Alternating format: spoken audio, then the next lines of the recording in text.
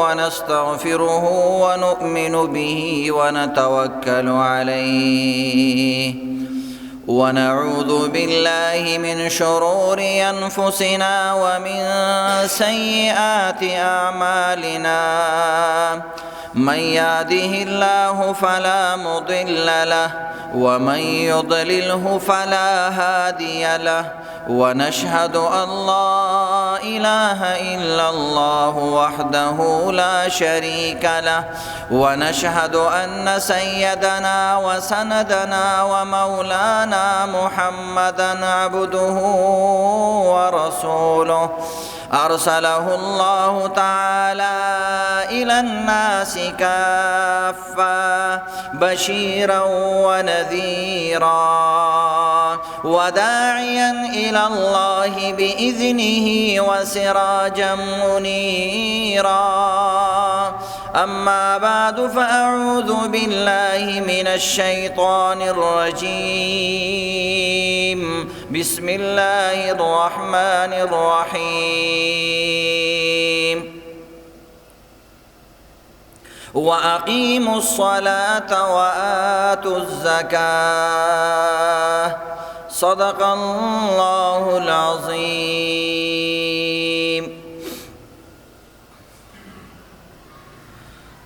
دا دنیا دا بے وفا دا بے بقا نئی مخشتا نئی سٹشتا لکلوٹا دا صحرا پا یو گڑی مخوی پا یو گڑی شا پا یو گڑی ستاوی پا یو گڑی زما پا یو گڑی دردوی پا یو گڑی دوا پا یو گڑی خوفی پا یو گڑی رجا پا ساعت کی بقاوی پا ساعت کی فنا پا ساعت کی سکوتوی پا ساعت کی غوغا پا ساعت کی خنداوی پا ساعت کی جڑا پا ساعت کی وفاوی پا ساعت کی جفا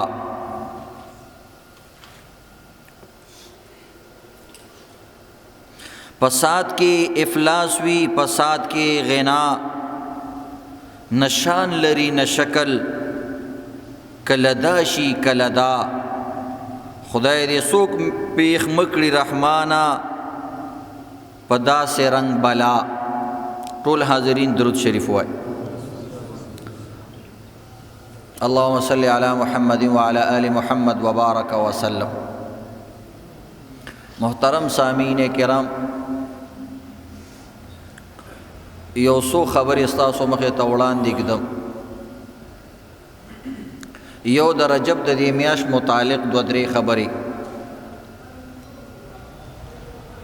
او دویم د دې رجب میاشت سره متعلق د زکات یو څو مسلې او یو واقعه او یو څو عوامو کې غلطي مشهوري خبرې. دا د دینن بیان خلاصه ده. عزتمندو اسلامی لحاظ سره دا اوومه میاشت شروع شوه د رجب. د دې اسلامی نوم دی رجب، او زمونږ او ستاسو پښتانه دي ته د بزرګې میاشت وایي، څوک ورته زبرګه میاشت وایي.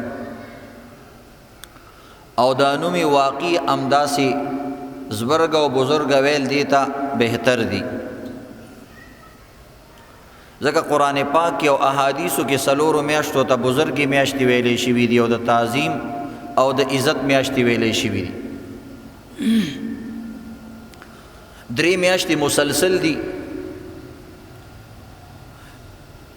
او دا یو میاشت چې کوم دی مینځ کې ده، ذیقعده، ذوالحجه، محرم، مسلسل درې میاشتې دي. یو د او دا یو میاشت چې کوم دی اوومه میاشت ده په مینځ کې، رجب دی ته وایي بزرګه میاشت. د رجب معنا هم دا د تعظیم په معنا سره راځي. نو رجب تعظیم او حرمت ته ویل کېږي، نو دا د عزت میاشت نو د دې وجې نه په رجب باندې د پخوانه مشهوره شوې ده. خدایات لري د شپو ورځو او د میاشتو دا قصې الله رب العزت چې کله ځمکې اسمانونه پیدا کړي دي د هغه وخت نه دا مقرر کړي دي. ان عدة الشهور عند الله 12 شهرا في كتاب الله يوم خلق السماوات. چې کله الله ځمکې اسمانونه پیدا کول نو دا میاشتې مقرر کړي وي. نو که وروسته دې میاشتو کې څه واقعات کیږي نو دا میاشت به هغه واقعاتو پورې نه تړو. لکه بعض حضرات وایي د رجب په دې میاشت کې معراج شوی دی، د معراج واقعه شوې ده. نو د معراج واقعه باره کې مختلف اقوال دي. یو قول پکې دا دی چې دې میاشت کې شوې ده، نو د دې وجې نه د معراج واقعه ته فضیلت میلاو شو. دا نه چې د معراج واقعه د وجې نه د میاشت د عزت والا شوه، دا میاشت خو د مخکې نه د عزتونو والا وه.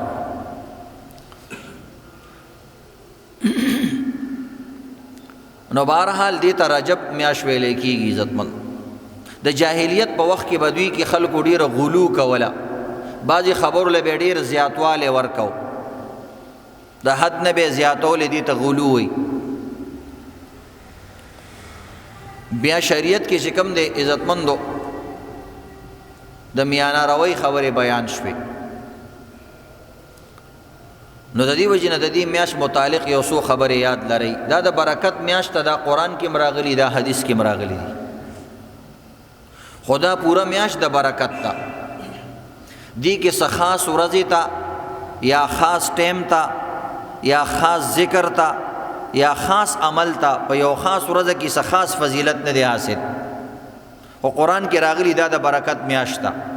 نو په دې میاشت کې چې هر ټیم وي، که شپه وي که ورځ، که سحر وي که ماښام، او یو انسان نیک عمل وکړي نو دا ډېر برکت لري. دا خبره ثابت ده. قرآن کې الله وی ما 12 میاشتې پیدا کړي، منها 4 حرم، 4 میاشتې پکې ډېر حرمت والا او برکت والا دي.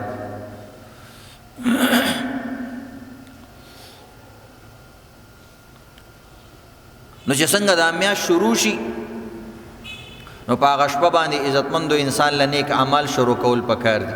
بعض حضرات وی په دغه شپه باندې نیک عمل کول مستحب دي، د اخترو په شپو باندې او د دې میاشتې په شپه باندې.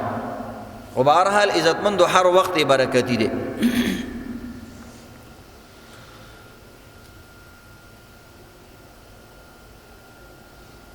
د رجب میاشت سره متعلق د روزې خبره کیږي.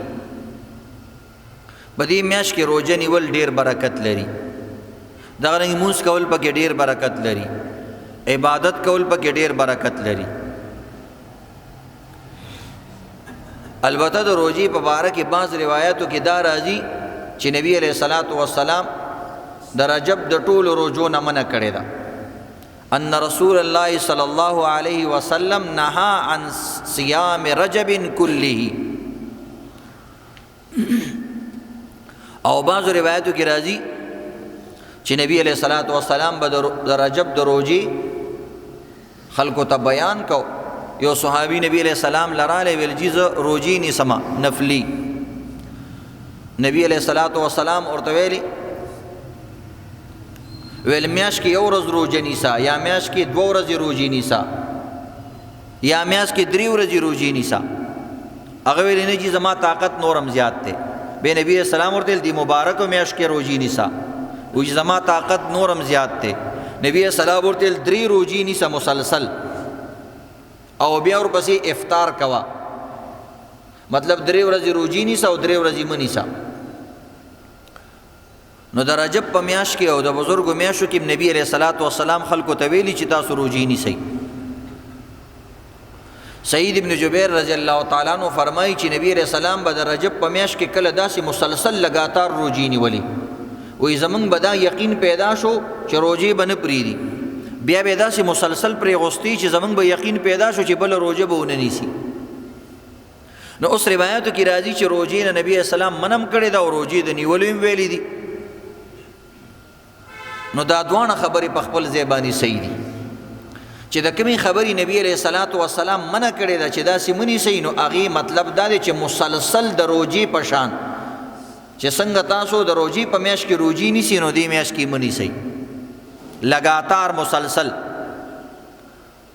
او یا د جاهلیت په وخت کې به هغوی د رمضان او دې میاشت کې بالکل فرق نه کو، او څنګه به چې د رمضان نه بعد اختر کو نو د دې نه بعد به هم اختر کو. نو نبی علیہ السلام د دغه رسمونو منع وکړه چې د روژې په شان د روژې د رمضان په میاشت د هغې په شان باندې او اخترونه دا قیسې پکې مه کوئ. عام نفلي روژه ده، کله یې نیسئ کله یې پرېږدئ. نو د دغې نه منع راله. نو اوس په کومه ورځ به روژې نیسي چې کومه ورځ تا ته اساني، که د جمعې درته اساني که د اتوار درته اساني، دا اوس پوره میاشته شروع ده. نن یې 4 تاریخ دی. نو روژې عزتمندو یو څو دي کې نیول پکار دي. صحابه کرامو نیکانو خلکو به د دې اهتمام کو دې میاشت کې د روژې. پرون ما ته یو کس ټلیفون وکړلو، ویل جي ما روژه نیولې د غوږ کې دوی اچوم چې روژه ماتېږي که نه. ما یې ګوره دا دومره مبارک دی چې د رمضان نه علاوه دې روژو ته هم فکر دی. او هغه مشر سړی و، زما زړه ډېر خوشحاله شو.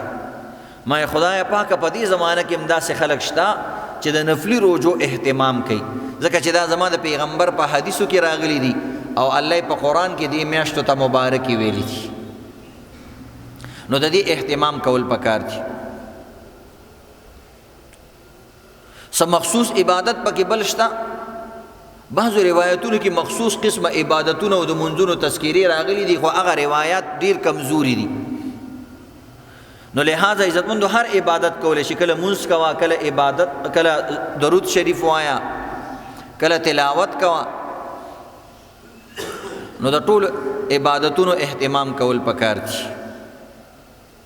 د جاهلیت په وخت کې به دې کې یو خاص بل عبادت کېدلو، په دې کې به باقاعده حلاله کوله، لکه څنګه چې اختر کې روژې به ونیولې نو موږ د اختر حلاله کو، قرباني کو. نو دوی به قرباني کوله. نبی علیہ السلام ویل لا فرع ولا عتیره، عتیره نشته د رجب قرباني زمونږ په دین کې نشته.